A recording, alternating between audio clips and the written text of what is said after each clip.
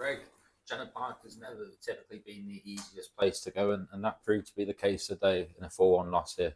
Yeah, obviously haven't got a fantastic record here. I think we've, by memory, probably only won the one game, 3-2 last season. So, yeah, certainly, certainly not an easy place to come.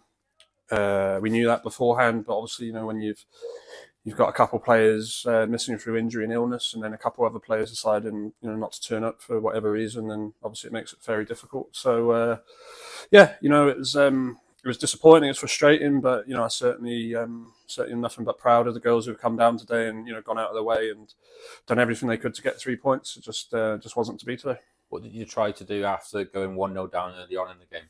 Well, I was always confident that we could turn it around because Barry were paying us a lot of respect. They were dropping right off us, and they were obviously aware that we could cause a lot of problems and score a lot of goals like we have been doing recently. So I was confident the way that they were playing that we would be able to turn it around, but we were just a little bit too sloppy with the ball. Obviously, conditions weren't great.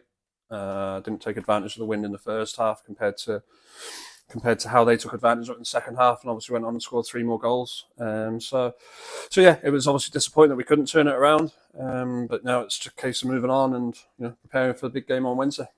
How important is it? We saw a couple young players, of course, make their debuts today, even though that it was a loss, to get these appearances early on in their careers to help build them up. Yeah, no, it's great that they can be part of it. They've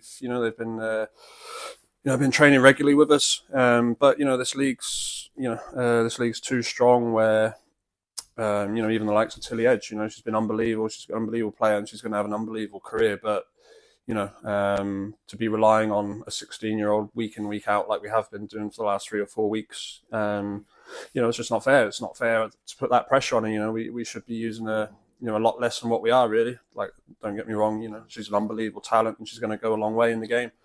But I think other players need to have a look at themselves really, and